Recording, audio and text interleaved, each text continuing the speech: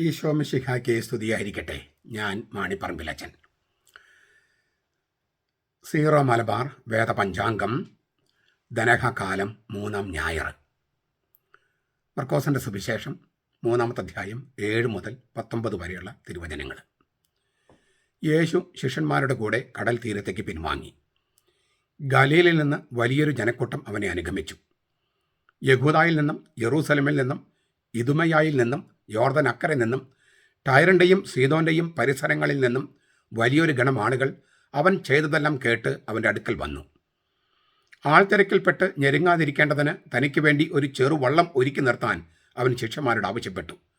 എന്നാൽ അവൻ അനേകരെ സുഖപ്പെടുത്തിയതിനാൽ ബാധകളുള്ളവരെല്ലാം അവനെ തൊടാനായി തിക്കിത്തിരക്കി വന്നു. അശുദ്ധാത്മാക്കൾ അവനെ കാണുമ്പോഴെല്ലാം അവൻ്റെ മുമ്പിൽ വീണു. നീ ദൈവപുത്രനാണ് എന്ന്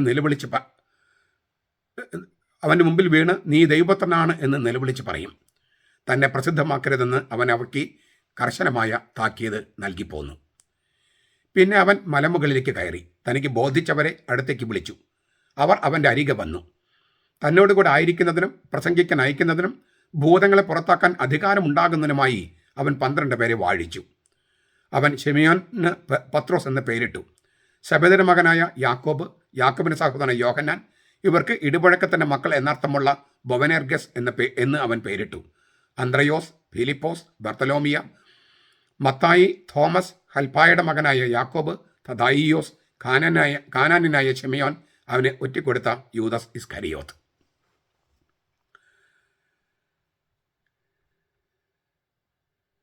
മൂന്നാമത്തെ അധ്യായം 7 മുതലുള്ള വചനങ്ങളാണ് നമ്മൾ കേട്ടത്. ഈ 3-ാമത്തെ അധ്യായം തുടങ്ങുന്നത് അവൻ്റെ സ്വന്തം നാട്ടിൽ ചിലർ പ്രസാദാത്മകമായിട്ടും ചിലർ നിഷേധാത്മകമായിട്ടും പ്രതികരിച്ചുവെന്ന് പറഞ്ഞുകൊണ്ടാണ്. മർക്കോസിനെ സുവിശേഷം 3-ാമത്തെ അധ്യായം 1 മുതൽ 6 വരെ വാക്യങ്ങൾ. ഇവിടെ ഇപ്പോൾ നമ്മൾ വായിച്ചു കേട്ടത് 7 മുതൽ 12 വരെ അത് പ്രസാദാത്മകമായ പ്രതിസ്പന്ദമാണ്. 3-6 അവർ കൊല്ലാനായിട്ട് അത് യേശുവിനെ കൊല്ലാൻ ആഗ്രഹിച്ചു, അല്ലെങ്കിൽ അതിന് അങ്ങനെ ഗൂഢാലോചന നടത്തിയെന്ന് പറഞ്ഞിട്ട് അവസാനിച്ചത് നിഷേധാത്മകമായിട്ടാണ്. 3-6 7 മുതൽ പ്രസാദാത്മകമായ പ്രതികരണമാണ്. യേശുവിനോടുള്ള ഭാവാത്മകമായ പോസിറ്റീവായിട്ടുള്ള പ്രതികരണം. യഹൂദാദേശത്തു നിന്നും അതിൻ്റെ തലസ്ഥാനമായ യെറൂസലമിൽ നിന്നും ആളുകൾ ഇപ്പോൾ യേശുവിൻ്റെ അടുക്കൽ വരികയാണ്. ഗ്രാമീണർ മാത്രമല്ല, നഗരവാസികൾ വരുന്നുണ്ട്. ദരിദ്രർ മാത്രമല്ല, ധനികരും വരുന്നുണ്ട്. അപ്പോൾ ഇതിനു മുൻപ് 1-ാമത്തെ അധ്യായത്തിൽ യേശു തനിക്കുള്ള ശിഷ്യന്മാരെ തേടിയിറങ്ങി. ഇപ്പോൾ ജനം യേശുവിനെ തേടിയിറങ്ങുന്നു. 1-ാമത്തെ അധ്യായത്തിൽ യേശു തൻ്റെ ശിഷ്യന്മാരെ തേടിയിറങ്ങി. ഈ അധ്യായത്തിൽ ജനം യേശുവിനെ തേടിയിറങ്ങുകയാണ്.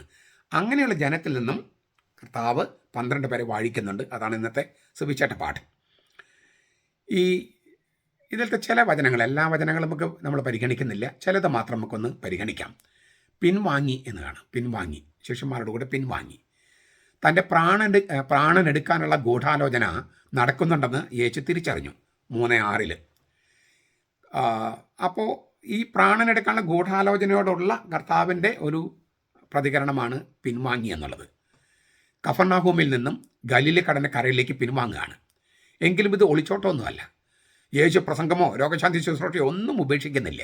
മറിച്ച് തൻ്റെ പ്രാണനെടുക്കാനുള്ള ഗൂഢാലോചന നടക്കുന്ന സ്ഥലത്തു നിന്നും ഒന്ന് മാറി, എന്നിട്ട് തൻ്റെ പ്രേക്ഷിത ദൗത്യം തുടർന്നുകൊണ്ടിരുന്നു. അങ്ങനെ തുടരുമ്പോൾ കർത്താവിൻ്റെ അടുക്കലേക്ക് കുറേ ആളുകൾ വരികയാണ്. അതിൽ നമുക്ക് 2 സ്ഥലങ്ങൾ ഒന്ന് പ്രധാനപ്പെട്ടതല്ല, നമുക്കൊരു കാര്യങ്ങൾ മനസ്സിലാക്കാൻ എളുപ്പത്തിൽ. ഒന്ന് ഇദുമയ, പാലസ്തീനയുടെ ദക്ഷിണ ദിക്കിൽ ഏദോമ്യരുടെ നാട്. അതാണ് ഈ ഇദുമയ എന്ന് പറയണേ. ഉൽപ്പത്തി പുസ്തകം 25-30 കാണാം. ഏദോം എന്ന ഹീബ്രു വാക്കിനുള്ള ഗ്രീക്ക് തത്സമമാണ് ഇദുമയ. നിയമാവർത്തന പുസ്തകം 2:5 കാണാം.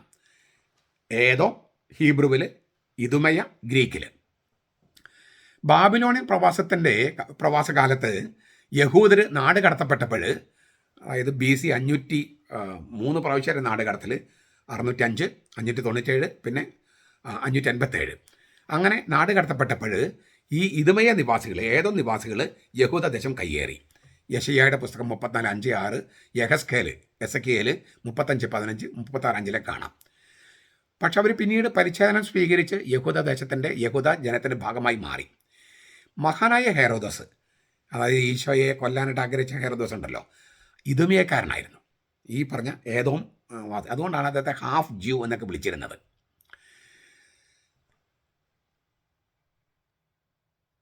അപ്പോൾ ഏറ്റവും തെക്കുള്ള ഇതുമയ പ്രദേശത്തെ ആളുകൾ കർത്താവിനെ തേടി വന്നു.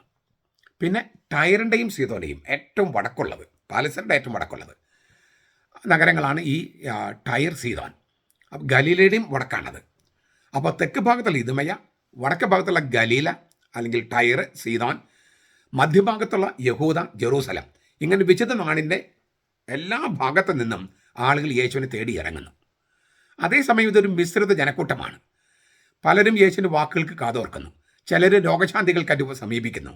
അപ്പോൾ ശരീരത്തിനെയും ഹൃദയത്തെയും ആത്മാവിനെയും സൗഖ്യപ്പെടുത്തുന്നവനാണ് യേശു എന്ന ഒരു ചിത്രം മാർക്കോസ് ഇതിലൂടെ അവതരിപ്പിക്കുന്നുണ്ട്. എല്ലാവരും വചനം കേൾക്കാൻ വേണ്ടിയല്ല വന്നത്. ചിലർ രോഗശാന്തിക്കാണ്, ചിലർ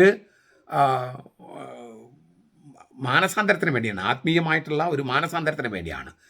ചിലർ ഒരു ജിജ്ഞാസയോടുകൂടി വരുന്നുണ്ട്, ചിലർ വെറും ഒരു നേരം പോക്കായിട്ട്, ചിലർ വളരെ സീരിയസ് ആയിട്ട്. അപ്പോൾ ഇത് ഇങ്ങനൊരു, അത് നമുക്കറിയാമല്ലോ, എല്ലാ സുവിശേഷ പ്രഘോഷണം നമ്മൾ കാണുന്ന ഒരു സംഗതിയാണിത്. ഈ യേശുവിനെ വധിക്കാനുള്ള ഗൂഢാലോചനയോട് കൂടിയാണ് ഞാൻ പറഞ്ഞല്ലോ ഈ 3-ാമത്തെ അധ്യായം തൻ്റെ 6-ാമത്തെ വാക്യം അവസാനിച്ചത്. അങ്ങനെ താൻ കൊല്ലപ്പെട്ടാൽ എന്താണ് താൻ ചെയ്യേണ്ടത്? കൊല്ലപ്പെടുമെങ്കിൽ അതിനുള്ള പ്രതികരണമാണ് ഈ 12 പേരെ വാഴിക്കൽ. താൻ കൊല്ലപ്പെട്ടാലും തൻ്റെ ശുശ്രൂഷ തുടരേണ്ടതുണ്ട്, ലോകാവസാനം വരെ തുടരേണ്ടതുണ്ട്. അതാണ് ഈ 12 പേരെ വാഴിക്കൽ എന്ന് പറയുന്നത്. 12 പേരെ മാത്രം സഗൗരവം വാഴിക്കുന്നതിലൂടെ യേശു യുഗാന്ത ഇസ്രായേലിന് രൂപം കൊടുക്കുകയാണ്. പഴയ ഇസ്രായേൽ എങ്ങനെയാണ്? യാക്കോബിൻ്റെ 12 മക്കളിൽ നിന്ന്. അപ്പോൾ 12 പേരെ മാത്രം വാഴിക്കുമ്പോൾ ആ പഴയ ഇസ്രായേൽ അതിനെ പുനരുദ്ധരിക്കുകയാണ്, വീണ്ടെടുക്കുകയാണ്, പുതിയ ഇസ്രായേലിൻ്റെ രൂപം കൊടുക്കുകയാണ്. അതിലൂടെ പുതിയ ദൈവജനമാണ് രൂപപ്പെടുന്നത്. മിശിഹായുടെ നവീന കുടുംബം ആയ സഭയുടെ ന്യൂക്ലിയസ് ആണ് ഈ 12 പേര്. ഇത് ഞാൻ ആവർത്തിക്കുകയാണ്, കാരണം ചിലരൊക്കെ പൗരോഹിത്യമില്ല, ഈ സ്ട്രക്ചർ ഇല്ല, ഹൈറാർക്കി ഇല്ല എന്നൊക്കെ പറഞ്ഞ് നടക്കുന്നുണ്ട്. അത് ശരിയല്ല. കർത്താവിനൊരു ഹൈറാർക്കിക്കൽ സ്ട്രക്ചർ ഉണ്ടായിരുന്നു. എല്ലാവരും തുല്യരാണെന്ന് കർത്താവ് കണക്കാക്കിയിട്ടില്ല. കർത്താവിൻ്റെ 12 പേരിൽ ഒരാളെ കർത്താവില്ല, ഒരാൾ യേശു സ്നേഹിച്ച ശിഷ്യൻ എന്നറിയപ്പെട്ടിരുന്നത്. അദ്ദേഹത്തിനാണ് കൂടുതൽ രഹസ്യങ്ങളും അറിയാമായിരുന്നത്. അതാണ് യോഹന്നാന്റെ സുവിശേഷത്തിൽ കിടക്കുന്നത്. പിന്നെ ഈ 12 പേര് തന്നെ 3 പേര് രൂപാന്തര ഭാവത്തിലും പിന്നെ ഗെത്സമൻ തോട്ടത്തിലും യായിറസിൻ്റെ മകളെ ഉയർപ്പിക്കുമ്പോഴും ഇവർ 3 പേരെയാണ് അഡ്മിറ്റ് ചെയ്യുന്നുള്ളൂ. 12 പേരും കൊണ്ടുപോകുന്നില്ല, 3 പേരെ മാത്രം. 12 പേര്. പിന്നെ 12 കൂടുതലാണ് അപ്പസ്തോലന്മാർ തുടക്കത്തിൽ അറിയപ്പെട്ടിരുന്നത്. ബർണബാസ്, പൗലോസ്, അങ്ങനെ കുറേ പേര്. പിന്നെ 70-72 ശിഷ്യന്മാർ. പിന്നെ 500-ലധികം ശിഷ്യന്മാർ കർത്താവ് ഒരുമിച്ച് പ്രത്യക്ഷപ്പെട്ടു. പിന്നെ പത്രോസിൻ്റെ പെന്തക്കോസ്ത പ്രസംഗത്തിൽ 30,000 പേര് കേൾക്കുകയും 3,000 പേര് മാനസാന്തരപ്പെടുകയും ചെയ്തു. പക്ഷെ അവർക്ക് പ്രത്യക്ഷപ്പെട്ടില്ല. അപ്പോൾ ഇങ്ങനെ ഇല്ലേ, 1, 3, 12, പിന്നെ ഒരു 16 അല്ലെങ്കിൽ 18 അപ്പസ്തോലന്മാരുടെ അറിയപ്പെടുന്നവർ 12 വലിയ ഗ്രൂപ്പാണ്. പിന്നെ 70, 72, പിന്നെ 500. അപ്പോൾ ഇങ്ങനെ ഒരു ഹൈറാർക്കിയൽ സ്ട്രക്ചർ ഉണ്ട്. പക്ഷേ ഹൈറാർക്കി എന്ന് പറഞ്ഞാൽ അധികാര ശ്രേണി എന്ന് മാത്രമല്ല അർത്ഥം. ആ വാക്കിനർത്ഥം വിശുദ്ധമായ ഉത്ഭവം എന്നാണ്. വിശുദ്ധമായ കൈകാര്യങ്ങൾ ചെയ്യാൻ വേണ്ടി വിശുദ്ധമായ ഉത്ഭവത്തിലുള്ളതാണ്. അതിനകത്ത് ഒരു അധികാരമുണ്ട് താനും. അപ്പോൾ ഈ 12 പേരെ ദൈവജനത്തിന് ന്യൂക്ലിയസ് ആയിട്ട് കർത്താവ് വാഴിക്കുകയാണ്. തൻ്റെ പ്രവൃത്തിയും പ്രഘോഷണവും വഴി യേശു ശേഖരിച്ച പുതിയ കുടുംബത്തിൻ്റെ ഞങ്ങൾ എന്ന് വിളിക്കാവുന്ന ഒരവസ്ഥ, അതാണ് ഈ 12 പേര്. ഞങ്ങൾ, ഞാനെന്നല്ല, ഞങ്ങൾ. അവരെ വളരെ അടുത്ത് ഇല്ലേ, ഇവരെ കർത്താവുമായിട്ട് വളരെ അടുത്ത് പെരുമാറുന്നവരാണ്. ഈ ഞങ്ങൾ എന്ന ഈ അവസ്ഥ സാർവലൗകികവും സാർവജനീനവുമാകാൻ, സർവ്വലോകത്തെയും സർവ്വജനത്തെയും ബാധിക്കുന്ന സഭയാകാൻ നിയോഗപരം ലഭിച്ചവരാണ്. ജന്മം കൊണ്ടല്ല, ദൈവത്തിൻ്റെ സജീവ ന്യായപ്രമാണമായ യേശുവുമായുള്ള സംയോജനം വഴിയാണ് ഈ കുടുംബത്തിലെ ഒരു അംഗമാകുന്നത്. ജന്മം കൊണ്ടല്ല. നമ്മൾ ജനിച്ചിട്ട് മാമോസം മുങ്ങണം. എന്തുകൊണ്ടാണ്? ഈ ദൈവജനത്തിന് അംഗമാകാൻ ദൈവത്തിൻ്റെ സജീവ ന്യായപ്രമാണമായ യേശുവുമായുള്ള സംയോജനം വേണം. അതേസമയം ഈ പുതിയ കുടുംബത്തിന് ഞങ്ങളെന്ന അവസ്ഥ ഒരു അമോർത്തമോ അടുക്കും ചിട്ടയും ഇല്ലാത്തതോ ഒന്നുമല്ല, രൂപരഹിതമല്ല. അതാണ് ഞാൻ നേരത്തെ പറഞ്ഞത്. അപ്പോൾ 12 എന്നുള്ളത് വളരെ പ്രധാനപ്പെട്ട സംഖ്യയാണ്. പക്ഷെ അങ്ങനെ തിരഞ്ഞെടുക്കുക, അതുകൊണ്ട് തന്നെ കർത്താവ് അവരെ തിരഞ്ഞെടുക്കുന്നതിന് മുമ്പ് മലമുകളിലേക്ക് കയറി. 12 പേര് വാഴിക്കുന്ന രംഗത്തിന് ഗാംഭീര്യം നൽകുകയാണ് ഈ പ്രവൃത്തിയിലൂടെ. ദൈവം സ്വയം ആവിഷ്കരിക്കുന്ന ഇടത്തെയാണ് മല എന്ന് ബൈബിൾ വിളിക്കുന്നത്. ദൈവം സ്വയം ആവിഷ്കരിക്കുന്ന ഇടം. യേശു ഇതുവരെ മർക്കോസിന്റെ സുവിശേഷം മരിച്ച് ഗലീല തടാകത്തിന് ചുറ്റുവട്ടത്തായിരുന്നു. അവിടെ നിന്ന് യേശു മലയിലേക്ക് കയറുകയാണ്. ഈ മലമുകളിലേക്കുള്ള ഈ ആരോഹണം ദൈവപിതാവുമായുള്ള അവൻ്റെ സംയോജനത്തെ ദ്യോതിപ്പിക്കുകയാണ്. അനുദിന ജീവിതത്തിൽ തിരക്കുകൾക്കും ഉദ്യമങ്ങൾക്കും പ്രവൃത്തികൾക്കും മീതെ ഉയരത്തിലെ സ്ഥലത്തേക്കുള്ള ഈ ഉന്നതത്തിലേക്കുള്ള കയറ്റമാണ് ദൈവപിതാവുമായുള്ള സംയോജനത്തിൻ്റെ ഇടം. ഈ കയറ്റം എന്തിനാണെന്ന് ലൂക്കാസ് കുറച്ചുകൂടി വ്യക്തമാക്കുന്നുണ്ട്. പ്രാർത്ഥിക്കാൻ വേണ്ടിയായിരുന്നു. ലൂക്കാസ് 6:12. ദൈവപിതാവും പരിശുദ്ധാത്മാവും തമ്മിലുള്ള സംഭാഷണത്തിലേക്ക് യേശു പ്രവേശിക്കുകയാണ്. യേശുവിൻ്റെ ഈ രാത്രി പ്രാർത്ഥനയിൽ നിന്നാണ് പരിശുദ്ധ തൃത്വത്തിൻ്റെ മടിത്തട്ടിൽ നിന്നാണ്, സ്വർഗീയ യാഗപീഠത്തിൽ നിന്നാണ് 12 പേര് പുതിയ നിയമത്തിൻ്റെ പുരോഹിതന്മാരായി പിറന്നു വീഴുന്നത്. പുരോഹിതന്മാർ എന്ന് ഞാൻ പറയാൻ കാരണമുണ്ട്. അത് ഞാൻ കുറച്ച് കഴിഞ്ഞിട്ട് പറയാം. ഈ 12 പേരെ പുരോഹിതന്മാരായിട്ടാണ് വാഴിക്കുന്നത്. ഇപ്പോൾ ഒരു തെരഞ്ഞെടുപ്പാണ്. ഒരു കൃത്യം വാഴിക്കൽ നടക്കുന്നത് മഹാപുരോഹിത പ്രാർത്ഥന ചൊല്ലിക്കൊണ്ട് അന്ത്യത്താഴത്തിൽ വെച്ചിട്ടാണ്. അത് യോഹന്നാന്റെ സുവിശേഷം 17-ാമത്തെ അധ്യായത്തിലാണ്. സത്യം കൊണ്ട് ഇവരെ മാറ്റി നിർത്തണമെന്ന് പറഞ്ഞിട്ടുള്ള പ്രാർത്ഥനയോടുകൂടിയാണ് ശരിക്കും വാഴിക്കൽ നടക്കുന്നത്. പക്ഷേ അതിനുള്ള പൗരോഹിത്യത്തിലെ തെരഞ്ഞെടുപ്പ് നടക്കുന്നത് ഇവിടെയാണ്. ഈ പൗരോഹിത്യത്തിലേക്കുള്ള തെരഞ്ഞെടുപ്പ് നടക്കുന്നത് ഈ രംഗത്താണ്. അതുകൊണ്ട് വാഴിച്ചു എന്ന് തന്നെയാണ് ഇവിടെ പറയേണ്ടത്. കാരണം ഈ വാഴിക്കൽ ഒരു നിമിഷം നടക്കുന്നതല്ല. ഈ സെമിനാരി ചേരുന്ന ഒരു ഇതുണ്ട്. സെമിനാരി ചേരുമ്പോൾ തൊട്ട് ശരിക്കും പറഞ്ഞ പുരോഹിതനായി ദൈവം വിളിച്ചിട്ടുണ്ടെങ്കിൽ പിന്നെ അതിൻ്റെ ഒരു ഔദ്യോഗികമായിട്ടുള്ള ശ്ലൈഹിക കൈവപ്പിലൂടെ അത് വാഴിക്കൽ നടക്കുകയാണ്. പക്ഷെ തെരഞ്ഞെടുപ്പ് മുമ്പാണ്. കർത്താവിൻ്റെ കൂടെ ആയിരുന്നു. അങ്ങനെയാണ് ആ സംഗതി നടക്കുന്നത് ഈ 12 പേരെ വാഴിക്കുമ്പോൾ തന്നെയാണ്. വാഴിക്കുക എന്നതിന് ഉപയോഗിച്ചിരിക്കുന്ന വാക്ക് പുരോഹിതന്മാരെ വാഴിക്കുന്നതിന് ഉപയോഗിക്കുന്ന വാക്കാണ്. അതുകൊണ്ടാണ് ഞാൻ വാഴിച്ചു എന്ന് തന്നെ പറയണേ. ഈ യഹോവ സാക്ഷികൾ, പെന്തക്കോസ്തക്കാർ, പിന്നെ ദൈവസഭക്കാരൊക്കെ ഉപയോഗിക്കുന്ന ഒരു ബൈബിളുണ്ട്. ഇംഗ്ലീഷ് ബൈബിളാണെങ്കിൽ KJV, കിങ് ജെയിംസ് വേർഷൻ. വളരെ നല്ല, എനിക്ക് തോന്നുന്നു ഇംഗ്ലീഷ് ഭാഷയിൽ ഉണ്ടായിരിക്കുന്ന ഏറ്റവും നല്ല തർജ്ജമയാണ് ഈ കിങ് ജെയിംസ് വേർഷൻ. അതിനകത്ത് ഓർഡൈൻഡതാണ് ഉപയോഗിച്ചിരിക്കുന്നത്. അപ്പോയിൻറ്റഡ് എന്നല്ല, നിയമിച്ചെന്നല്ല, ഓർഡൈൻഡ്, വാഴിച്ചെന്ന് തന്നെയാണ്. അതാണ് കറക്റ്റും. ആ പരിഭാഷയിലാണ് എൽഡേഴ്സ്, മൂപ്പന്മാർന്നോ ശ്രേഷ്ഠന്മാർന്നോ അല്ല, എൽഡേഴ്സ് എന്നല്ല, ബിഷപ്സ് എന്നാണ്. അതുപോലെ പ്രസ്ബിറ്ററോസ് എന്ന് പറഞ്ഞാൽ പുരോഹിതന്മാരാണ്. പിന്നീട് വന്ന തർജ്ജമകളിലാണ്, ഈ എക്യുമെനിക്കൽ തർജ്ജമകൾ വന്നപ്പോഴാണ് മെത്രാന്മാർ എന്നുള്ള വാക്കില്ലാതാക്കി, പുരോഹിതന്മാർ എന്നുള്ള വാക്കില്ലാതാക്കി. അപ്പോൾ അതിൻ്റെ ആ ധ്വനി സാന്ദ്രത നഷ്ടപ്പെട്ടു. മൂപ്പൻ, ശ്രേഷ്ഠൻ എന്നൊക്കെ പറഞ്ഞപ്പോൾ ആ മൂപ്പൻ എന്ന് വെച്ചാൽ പ്രായം കൊണ്ട് മൂപ്പനായി. പിന്നെ ശ്രേഷ്ഠൻ എന്ന് പറഞ്ഞാലും നമ്മൾ ഉദ്ദേശിക്കുന്ന അർത്ഥം വരുന്നില്ല. ഈ ബിഷപ്പ് എന്നുള്ള അർത്ഥം എപ്പിസ്കോപ്പോസ് സ്കോപ്പ് ഇംഗ്ലീഷിലെ എപ്പിസ്കോപ്പോസ്, ആ ഗ്രീക്കിൽ നിന്ന് വരുന്നതാണ്. ഈ മേൽനോട്ടക്കാരൻ, ആ അർത്ഥം അതൊക്കെ നഷ്ടപ്പെട്ടു പോയി ഈ തർജ്ജമകളിൽ. പക്ഷേ ഈ KJV, കിങ് ജെയിംസ് വെർഷനകത്ത് കുറച്ചുകൂടി നമുക്ക് നല്ല, അതായത് മൗലിക പാഠത്തോട് വളരെ ചേർന്ന് വരുന്നൊരു തർജ്ജമയാണത്. അപ്പോൾ ഞാൻ പറഞ്ഞു വന്നത് ഈ 12 പേരെ വാഴിക്കുകയാണ്. ഈ പ്രാർത്ഥനയിൽ നിന്നാണ്, രാത്രി പ്രാർത്ഥനയിൽ നിന്നാണ്, അതായത് ദൈവപിതാവും പരിശുദ്ധാത്മാവും പുത്രനും തമ്മിലുള്ള രാത്രി പ്രാർത്ഥന, ഒരു രാത്രി മുഴുവൻ പ്രാർത്ഥിക്കുകയാണ്. ആ പരിശുദ്ധ തൃത്വത്തിൻ്റെ മടിത്തട്ടിൽ നിന്നാണ്, ഈ രാത്രി പ്രാർത്ഥനയിൽ നിന്നാണ്, സ്വർഗത്തിലെ യാഗപീഠത്തിൽ നിന്നാണ് 12 പേര് പിറന്നു വീഴുന്നത് പുരോഹിതന്മാരായിട്ട്. അപ്പോൾ 12 പേരെ വിളി അല്ലെങ്കിൽ തെരഞ്ഞെടുപ്പ്, ഈ വാഴിക്കൽ വെറും കാര്യനിർവഹണത്തിന് വേണ്ടിയുള്ള തെരഞ്ഞെടുപ്പല്ല, ആഴമേറിയ ദൈവശാസ്ത്രത്തിൻ്റെ അർത്ഥപ്പൊരുളുകളുള്ള സംഭവമാണ്. പുത്രൻ പിതാവുമായി നടത്തിയ സംഭാഷണത്തിൽ നിന്നാണ് അവരുടെ വിളി ആവിർഭവിക്കുന്നത്. ആ സംഭാഷണത്തിലാണ് അവരുടെ തെരഞ്ഞെടുപ്പ് നങ്കൂരമിട്ടിരിക്കുന്നത്. തൻ്റെ വിളഭൂമിയിലേക്ക് വേലക്കാരയക്കാൻ വിളവൻ്റെ നാഥനോട് പ്രാർത്ഥിക്കുക എന്ന് കർത്താവ് പറഞ്ഞിട്ടുണ്ട്, മത്തായി 9:38. ഈ യേശുവാക്യത്തെ മനസ്സിലാക്കാൻ ആരംഭ ബിന്ദു ഇവിടെയാണ്. തൊഴിലുടമ തൊഴിലാളികളെ ശേഖരിക്കുന്നത് പോലെ ദൈവത്തിൻ്റെ വിളഭൂമിയിലെ വേലക്കാരെ നമുക്ക് വെറുതെ അങ്ങ് പെറുക്കിയെടുക്കാനാവില്ല. എപ്പോഴും ദൈവത്തോട് ചർച്ച ചെയ്യണം. തൻ്റെ സേവനത്തിനായി ദൈവം തന്നെ അവരെ തിരഞ്ഞെടുക്കണം. അതാണ് ഈ രാത്രി പ്രാർത്ഥനയുടെ അർത്ഥം. അങ്ങനെ രാത്രി പ്രാർത്ഥനയിൽ ആ പ്രാർത്ഥനയിൽ നിന്നാണ് 12 പേരെ തിരഞ്ഞെടുക്കുന്നത്. 12 എന്ന സംഖ്യ ഞാൻ ഒന്നുകൂടി പറയാൻ ആഗ്രഹിക്കുകയാണ്. ഒന്ന് സൂചിപ്പിച്ചു. അത് പ്രതീകാത്മകമാണ്, സുപ്രധാനമാണ്. പഴയ ഉടമ്പടിയുടെ ഇസ്രായേലിൻ്റെ പ്രതിനിധികളായ യാക്കോബിൻ്റെ 12 മക്കൾ പഴയ ഉടമ്പടി പ്രതിനിധികളാണ്. അതുപോലെ സഭയിൽ അത് പുതിയ ഉടമ്പടിയുടെ ജനത്തെ സ്ഥാപിക്കാൻ യേശു 12 പേരെ തിരഞ്ഞെടുക്കുന്നു. വാസ്തവത്തിൽ യേശു തന്നെയാണ് പുതിയ യാക്കോബ്. യാക്കോബിന് മറ്റൊരു പേരാണ് ഇസ്രായേൽ. പുതിയ ഇസ്രായേൽ യേശു തന്നെയാണ്. യാക്കോബ്, പുതിയ യാക്കോബ്, പുതിയ നിയമത്തിലെ യാക്കോബ്, പുതിയ നിയമത്തിലെ ഇസ്രായേൽ. ആ ഇസ്രായേലിൻ്റെ 12 മക്കളായിട്ടാണ് ഈ 12 പേരെ തിരഞ്ഞെടുക്കണേ. തൻ്റെ വിശ്വരൂപത്തിൻ്റെ ഒരു ക്ഷണപ്രഭ നഥാനിയേലിന് വാഗ്ദാനം ചെയ്യുന്ന പ്രവചനത്തിൽ യോഹന്നാന്റെ സുവിശേഷം യേശു പറയുന്നുണ്ട്,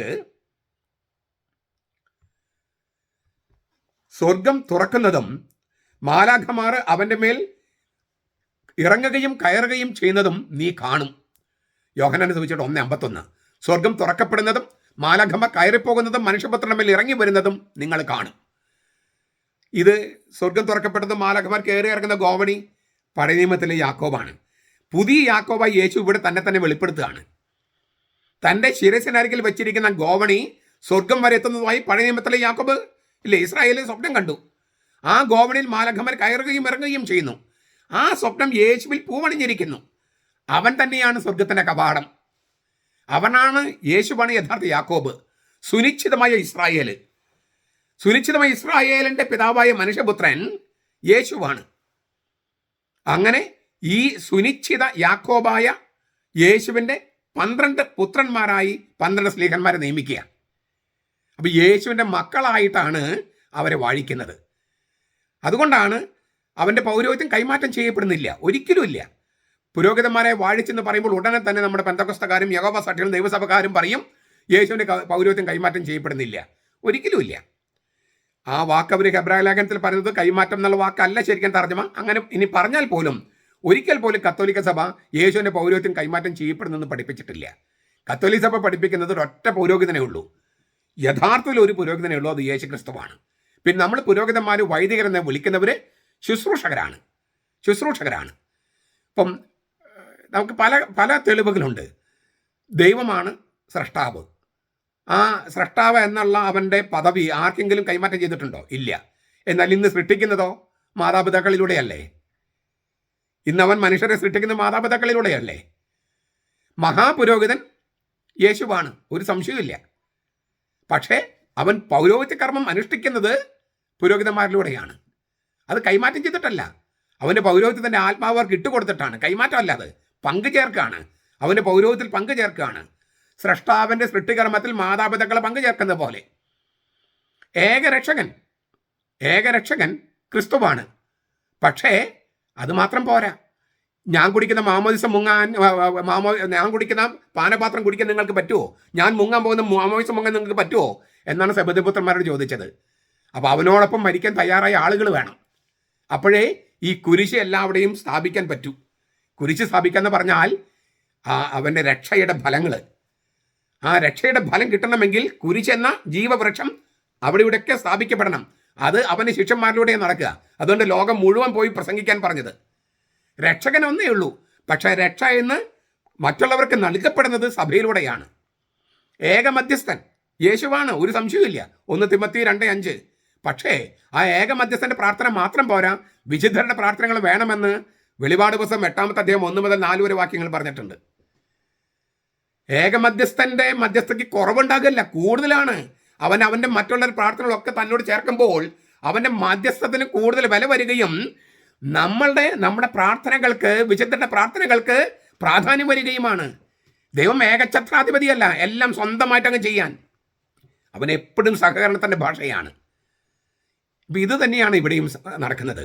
അതായത് ശരിക്കും പുതിയ യാക്കോബ്, പുതിയ ഇസ്രായേൽ യേശുവാണ്. അവൻ്റെ 12 മക്കളായിട്ടാണ് ഈ 12 പേരെ തിരഞ്ഞെടുത്ത് വാഴിക്കുന്നത്. അതിൽ പിന്നീട് ഞാൻ കഴിഞ്ഞ ക്ലാസ്സിൽ പറഞ്ഞതൊന്ന് ആവർത്തിക്കുക. യോനായുടെ പുത്രനെ ശെമിയോനെ എന്ന് പത്രോസിനോട് വിളിക്കുന്നുണ്ട്. പുതിയ നിയമത്തിലെ യോന യേശുവാണ്. പുതിയ നിയമത്തിലെ യോന, അതേക്കുറിച്ച് ഞാൻ കഴിഞ്ഞ ക്ലാസ്സിൽ പറഞ്ഞു. ഈ യോനായുടെ പുത്രനായ ശെമിയോൻ എന്ന് പറയുമ്പോൾ പത്രോസിനെ യോനായുടെ പുത്രനാക്കുകയാണ്. അപ്പോൾ ഈ ശരിക്കും ഒരു ആത്മീയ പുത്രന്മാരായിട്ട് 12 പേരെ വാഴിക്കുകയാണ്. ഒരു വാക്കുകൂടി പറഞ്ഞ് ഞാൻ അവസാനിപ്പിക്കാം. ഈ വാഴിച്ചു എന്ന് ഞാൻ പലപ്പോഴും പറഞ്ഞല്ലോ, പൊയ് ഏയോ എന്ന വാക്കാണ് ഉപയോഗിക്കുന്നത്. അവിടെ പൊയ്യയ്യോ എന്ന വാക്കുന്ന സൃഷ്ടിച്ചു, ഉണ്ടാക്കി എന്നൊക്കെ ശരിക്കും ആക്ഷരിക അർത്ഥം. ഉണ്ടാക്കി, സൃഷ്ടിച്ചു, നിർമ്മിച്ചു, നിവൃത്തിയാക്കി, നടപ്പിലാക്കി, ഉൽപ്പാദിപ്പിച്ചു, എണ്ണി, അങ്ങനെയൊക്കെ അർത്ഥമുണ്ട്. നടപടി 20, 24 അർത്ഥമുണ്ട്. അപ്പോൾ ആക്ഷരികമായി തർജ്ജമ ചെയ്താൽ അവൻ 12 പേരെ ഉണ്ടാക്കിയെന്നാണ്. പഴയ നിയമത്തിൻ്റെ സെപ്തുജിന്ത് പതിപ്പിൽ പുരോഹിതന്മാരെ വാഴിക്കുന്നുള്ള സാങ്കേതിക പദമായിട്ട് ഈ വാക്ക് ഉപയോഗിച്ചിട്ടുണ്ട്. 1 രാജാക്കന്മാർ 12:31, 13:33, 2 ദിനവൃത്താന്തം 2:18 മോശയെയും അഹറോനെയും വാഴിക്കുന്നതിനും ഈ വാക്ക് തന്നെയാണ് ഉപയോഗിച്ചിരിക്കുന്നത്. 1 ശമൂവേൽ 12:6.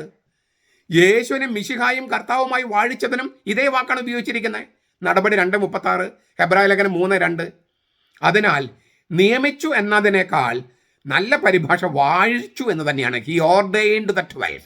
അവൻ വാഴിച്ചു. അപ്പസ്തോലിക ശുശ്രൂഷയെ പൗരോഹിത്യ ശുശ്രൂഷയായിട്ട് യേശു സ്ഥാപിക്കുന്നെന്നാണ് ഇതിൻ്റെ അർത്ഥം. അപ്പസ്തോലിക ശുശ്രൂഷയെ പൗരോഹിത്യ ശുശ്രൂഷയായി യേശു സ്ഥാപിക്കുന്നു. 12 അപ്പസ്തോലന്മാരെ 12 പുരോഹിതന്മാരായി, തൻ്റെ മക്കളായി മാത്രമല്ല, തൻ്റെ 12 പുരോഹിതന്മാരായി വാഴിക്കുകയാണ് യേശു. അവരെ പേര് ചൊല്ലി, വ്യക്തിപരമായി പേര് ചൊല്ലി വിളിക്കുന്നതിലൂടെ ഇന്നത്തെ സുവിശേഷത്തിലുണ്ടല്ലോ, ഇസ്രായേലിലെ പ്രവാചകന്മാരുമായി അവർ ബന്ധിപ്പിക്കുകയും ചെയ്യുന്നു. കാരണം പഴയ നിയമത്തിൽ പ്രവാചകന്മാരെ പേര് ചൊല്ലി വിളിക്കുന്നുണ്ട്. അപ്പോൾ അപ്പസ്തോലിക ദൗത്യത്തെ പൗരോഹിത്യ ദൗത്യവുമായിട്ടും പ്രവാചക ദൗത്യവുമായിട്ടും കർത്താവ് ബന്ധിപ്പിക്കുകയാണ്. തൻ്റെ യുഗാന്ത കുടുംബത്തെ സ്ഥാപിക്കുന്ന അവസരത്തിൽ യേശു ശിഷ്യന്മാരെ നേരെ കൈ നീട്ടുന്നുണ്ട്. ഇങ്ങനെ കൈ നീട്ടിയിട്ട് പറയുന്നുണ്ട്, ഇവിടെയാണ് എൻ്റെ അമ്മയും സഹോദരന്മാരും. ഇങ്ങനെ കൈ നീട്ടിയിട്ടാണ് പറയണേ, ഇല്ലേ? ആരാണ് എൻ്റെ അമ്മ, ആരാണ് എൻ്റെ സഹോദരൻ ചോദിച്ചിങ്ങനെ കൈ നീട്ടുന്നുണ്ട്. മത്തായി 12:49. ആ കൈ നീട്ടുന്ന ഒരു വാഴിക്കൽ കർമ്മമാണ്. പൗരോഹിത്യ അഭിഷേകം നൽകപ്പെടുന്നത് കൈവപ്പിലൂടെയാണെന്ന് ആദിമസഭ തിരിച്ചറിഞ്ഞിട്ടുണ്ട്. മെത്രാൻ സ്ഥാനം കാംക്ഷിക്കുന്നെങ്കിൽ അത് നല്ല വേലയ്ക്കുള്ള ആഗ്രഹമാണെന്ന് വ്യക്തമാക്കിയ വിശുദ്ധ പൗലോസ് 1 തിമോത്തി 3:1 തിമോത്തിയോസിനെ കൈവപ്പിലൂടെയാണ് മെത്രാനായി വാഴിച്ചത്. 2 തിമോത്തി 1:6 ഞാൻ നിന്നോട് ആജ്ഞാപിച്ചതുപോലെ പട്ടണം തോറും പുരോഹിതന്മാരെ വാഴിക്കേണ്ടതിനാണ് ഞാൻ നിന്നെ ക്രേത്തയിൽ വിട്ടേച്ച് പോകുന്നതെന്ന് ഈ മെത്രാനോട് പൗലോസ് പറയുന്നുണ്ട്. തീത്തോസ് 1:5. അപ്പോൾ ഇവിടെ എപ്പിസ്കോപ്പോസ്, പ്രസ്ബിറ്ററോസ് ഇല്ലേ, മെത്രാൻ എപ്പിസ്കോപ്പോസ്. നമ്മൾ എപ്പിസ്കോപ്പൽ ഓർഡിനേഷൻ പറയില്ലേ, മെത്രാൻ്റെ എപ്പാർക്കി എന്നാണ് സീറോ മലബാർ സഭയിൽ രൂപതയെ പറയുക. എപ്പിസ്കോപ്പോസ് അല്ലേ, എപ്പിസ്കോപ്പോസ് എന്ന് പറഞ്ഞാൽ മെത്രാൻ, അദ്ദേഹത്തിൻ്റെ ഏരിയയാണ് എപ്പാർക്കി. പ്രസ്ബിറ്ററോസ് ആ വാക്കിൽ നിന്നാണ് പുരോഹിതൻ, പ്രീസ്റ്റ് എന്ന വാക്ക് തന്നെ വരണേ. അപ്പോൾ ഇതൊക്കെ നമ്മൾ മൂപ്പൻ, ശ്രേഷ്ഠൻ എന്നൊക്കെ പറഞ്ഞ് തർജ്ജമ ചെയ്താൽ വേണ്ടത്ര അർത്ഥം കിട്ടില്ല. എനിവേ, നമുക്ക് പറഞ്ഞു വന്നത് 12 പേരെ കർത്താവിൻ്റെ പിന്തുടർച്ചയായി തൻ്റെ മക്കളായി സഭയാകാനുള്ള ന്യൂക്ലിയസായി സ്ഥാപിക്കുകയാണ്. എന്നിട്ട് അവർക്ക് കൃത്യമായിട്ട് ഇങ്ങനെ ദൗത്യങ്ങൾ കൊടുക്കുന്നു, പേര് ചൊല്ലി വിളിക്കുന്നു. അതിലേക്കൊക്കെ നമ്മളിപ്പോൾ കിടക്കുന്നില്ല. ഈ 2-3 കാര്യങ്ങളൊന്നും ആവർത്തിച്ച് ഞാൻ നിർത്താം. ഒന്ന്, 12 പേരെ മാത്രം കർത്താവ് തിരഞ്ഞെടുക്കുന്നത് വളരെ ഗൗരവത്തോടെയാണ്. ആ ഗൗരവം കൂടുതൽ നമ്മൾ കാണുകയാണ്. അവൻ മലമുകളിലേക്ക് പോയി ഒരു രാത്രി മുഴുവൻ പ്രാർത്ഥിക്കുന്നത് വളരെ ചുരുക്കം സന്ദർഭങ്ങളെ കർത്താവ് ചെയ്തിട്ടുള്ളൂ. അല്ലെങ്കിൽ രാത്രി 9 മണിക്ക് കിടന്ന് പുലർച്ചെ 3 മണിക്ക് എഴുന്നേൽക്കുന്ന ഒരാളാണ് കർത്താവ്. പക്ഷേ ഇത് രാത്രി മുഴുവൻ പ്രാർത്ഥിക്കുക. അപ്പോൾ പിതാവും പുത്രനും പരിശുദ്ധാത്മാവും തമ്മിലുള്ള രാത്രി പ്രാർത്ഥന, ആ രാത്രി പ്രാർത്ഥനയുടെ സമാപനത്തിൽ ആ പ്രാർത്ഥനയിൽ നിന്ന്, പരിശുദ്ധ തൃത്വത്തിൻ്റെ മടിത്തട്ടിൽ നിന്ന്, ഈ സ്വർഗത്തിലെ യാഗപീഠത്തിൽ നിന്ന് പിറന്നു വീഴുകയാണ് 12 പേര്. അവർ സഭയുടെ ന്യൂക്ലിയസ്, കർത്താവിൻ്റെ എക്സ്റ്റൻഷൻ, കർത്താവിൻ്റെ തുടർച്ച, കർത്താവിൻ്റെ വിപുലീകരണം ആകാൻ വേണ്ടിയുള്ളവർ. ലോകാവസാനം വരെ നിലനിൽക്കേണ്ട, രക്ഷയുടെ ഉപകരണമായി നിൽക്കേണ്ട സഭയുടെ ന്യൂക്ലിയസാണ് ഈ 12 പേര്. അതാണ് ഈ രാത്രി പ്രാർത്ഥനയുടെ അർത്ഥം. മാത്രമല്ല അവർ പുരോഹിതന്മാരായി വാഴിക്കുകയാണ്. 12 സംഖ്യയുടെ പ്രാധാന്യം പറഞ്ഞു, പുതിയ ഇസ്രായേൽ എന്ന് പറഞ്ഞു. 12 അവർ പുരോഹിതന്മാരാണ്, പ്രവാചക ദൗത്യമുണ്ട്. ഇതെല്ലാം പിന്നെ ആ കൈവപ്പെന്ന് ഞാൻ പറഞ്ഞല്ലോ, അത് പിന്നീട് നൽകാനുള്ള ആ ശുശ്രൂഷയുടെ നാന്ദി കുറിക്കുകയാണ് ഈ കൈ നീട്ടുന്നതിലൂടെ. ചുരുക്കത്തിൽ ഇപ്പം നമ്മൾ കത്തോലിക്ക സഭ പഠിപ്പിക്കുന്ന അതേ കാര്യം തന്നെയാണ് ശരിക്കുള്ളത്. ഇവിടുന്ന് ഈ കത്തോലിക്ക സഭ തെറ്റിപ്പിരിഞ്ഞ് പോയിരിക്കുന്ന ഈ പെന്തക്കോസ്തക്കാർ, യഹോവസാക്ഷികളൊക്കെ ഒന്നാമത്തെ അവർ ക്രിസ്തു സ്ഥാപിച്ച സഭയിൽ അംഗങ്ങളല്ല. അമേരിക്കയിൽ ഏതൊരാൾക്ക് തോന്നിയ ഒരു സംഘടന, അതിലെ അംഗങ്ങൾ, അവർക്ക് സ്ലൈക്ക് പിന്തുടർച്ചയില്ല, കൗദാശിക്ക് പിന്തുടർച്ചയില്ല. അതുകൊണ്ട് അവർ ചെയ്യുന്ന കർമ്മങ്ങൾക്ക് അത്ഭുതമൊക്കെ ചിലപ്പോൾ നടക്കണ്ടായിരിക്കാം. അത്ഭുതങ്ങൾ ലോകത്തിന് എത്രയോ സ്ഥലത്ത് നടക്കുന്നുണ്ട്. ശാസ്ത്രത്തിന് വിവരിക്കാൻ പറ്റാത്ത എന്തോ സംഗതികളുണ്ട്. അതുകൊണ്ടൊന്നും ദൈവിക ജീവൻ നൽകുന്ന കൗദാശിക്ക് പിന്തുടർച്ച ഉണ്ടാകില്ല. ഈ കരിസ്മാറ്റിക് ആയിട്ടുള്ള അത്ഭുതങ്ങളല്ല രക്ഷയുടെ അടയാളം. മറിച്ച് കൗദാശിക പിന്തുടർച്ചയിലൂടെ, ശ്ലൈഹിക പിന്തുടർച്ചയിലൂടെ ദൈവിക ജീവൻ നൽകപ്പെടണം. അത് നൽകപ്പെടുന്ന കൂദാശകളിലൂടെയാണ്. ആ ദൈവിക ജീവനിൽ വളർന്ന് അപ്പോഴാണ് ഈ രക്ഷയുടെ പ്രക്രിയ ആരംഭിക്കുന്നത്. പാപമോചനം, അല്ലേ, പാപമോചനം, മാനസാന്തരം, പാപമോചനം, അങ്ങ് ജീവിച്ച് ഈ ദൈവിക ജീവൻ പ്രാപിച്ച് അനശ്വര ജീവനിലേക്ക് പ്രവേശിക്കുക. ഇതാണ് രക്ഷ. അതിന് കുറേ അത്ഭുതങ്ങൾ കണ്ടതുകൊണ്ട് കാര്യമില്ല. അത്ഭുതങ്ങളൊക്കെ ഉണ്ടാകും, ഇല്ലെന്നൊന്നും ഞാൻ പറഞ്ഞില്ല. പക്ഷെ അത്ഭുതങ്ങളല്ല ദൈവിക ജീവൻ നൽകാനുള്ള മാർഗം. അത് ശ്ലൈഹിക പിന്തുടർച്ചയും കൗദാശിക പിന്തുടർച്ചയുമാണ്. അതാണ് കർത്താവ് ഇവിടെ സ്ഥാപിക്കുന്നത്. അതുകൊണ്ട് ഈ നമുക്ക് നാട്ടിലൊക്കെ ഈ പ്രശ്നമുണ്ട്. വൈദികരോടും പിന്നെ മെത്രാന്മാരോടും നമുക്കൊക്കെ എതിർപ്പുണ്ട്, വെറുപ്പുണ്ട്. അതൊക്കെ ശരി തന്നെ, മാനുഷികമായിട്ട് അവർക്ക് ഒരുപാട് പുഴുക്കുത്തുകളുണ്ട്. പക്ഷേ ദൈവികമായ അംശം നമ്മൾ അപ്പോഴും കാണാതെ പോകരുത്.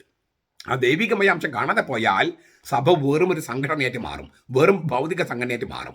അതുകൊണ്ട് നമുക്കിപ്പം പല മെത്രാന്മാർ കാണിക്കുന്നതും മച്ചന്മാരെ കാണിക്കുന്നതും കണ്ടിട്ട് നമുക്ക് ദേഷ്യവും വിഷമമൊക്കെ ഉണ്ട്. നമ്മുടെ കുടുംബത്തിൽ നമ്മുടെ മക്കൾ കാണിക്കുന്നുണ്ട്, നമുക്ക് പ്രയാസമില്ലേ എന്ന് വിചാരിച്ചവർ നമ്മുടെ മക്കളല്ലാതാവുമോ? അതുപോലെ തന്നെയാണ് പുരോഹിതന്മാരോ മെത്രാന്മാരോ കാണിക്കുന്ന പല കാര്യങ്ങളും ശരിയല്ലെന്ന് നമുക്കറിയാം, നമ്മൾ വിമർശിക്കുന്നുണ്ട്. എങ്കിലും അവർ വെറുക്കാനോ ശത്രുക്കളെ കാണാനോ പാടില്ല. നമ്മളും അവനും ഒരേ വള്ളത്തിൽ, കർത്താവിൻ്റെ ഒരേ സഭ യാനത്തിൽ യാത്ര ചെയ്യുന്നവരാണ്. നമ്മൾ പരസ്പരം വിമർശിക്കുന്നത് നമുക്ക് തിരുത്തലുകൾ വരുത്താൻ വേണ്ടിയാണ്, ശുദ്ധീകരണം ഉണ്ടാക്കാൻ വേണ്ടിയാണ്. വെറുക്കാനോ അകറ്റി നിർത്താനോ അവരെക്കുറിച്ച് അല്ലേ അവരൊന്നും ഇല്ലാതെ ഞങ്ങൾക്ക് ജീവിക്കാമെന്ന് വിചാരിക്കാനോ വേണ്ടിയല്ല. അതിനാൽ പൗരോഹിത്യത്തിൻ്റെ വിശുദ്ധീകരണം നടക്കാൻ ഈ ധ്യാനം സഹായിക്കട്ടെ. അത് പുരോഹിതന്മാർക്കും മെത്രാന്മാർക്കും സാധിക്കട്ടെ. നമുക്കും ഒരു ഒരു ഒരു കഥാർസിസ് വെച്ചാൽ വൈകാരികമായിട്ടും ആധ്യാത്മികമായിട്ടുള്ള ശുദ്ധീകരണം, വെറും ഒരു പർഗേഷൻ അല്ല, ഒരു ഒരു ഒരു ക്ലൻസിങ് മാത്രമല്ല, ഒരു കഥാർസിസ് എന്ന് പറഞ്ഞാൽ നമുക്ക് വൈകാരികമായിട്ട് നമുക്ക് എതിർപ്പുണ്ട് അല്ലെങ്കിൽ ദേഷ്യമുണ്ട്, അതും ശുദ്ധീകരിക്കപ്പെടണം, ആത്മീയമായും ശുദ്ധീകരിക്കപ്പെടണം. അങ്ങനെ ഒരു കഥാർസിസ് നമുക്ക് നടക്കാൻ ഈ തിരുവചന പാഠം, ധ്യാനം സഹായിക്കട്ടെ എന്ന് ഞാൻ ആശംസിക്കുന്നു, പ്രാർത്ഥിക്കുന്നു. നമ്മുടെ കർത്താവ് ഈശോ മിശിഹായുടെ കൃപയും പിതാവായ ദൈവത്തിൻ്റെ സ്നേഹവും പരിശുദ്ധാത്മാവിൻ്റെ സഹവാസവും നാം എല്ലാവരോടും കൂടി ഉണ്ടായിരിക്കട്ടെ, ഇപ്പോഴും എപ്പോഴും എന്നേക്കും. ആമേൻ.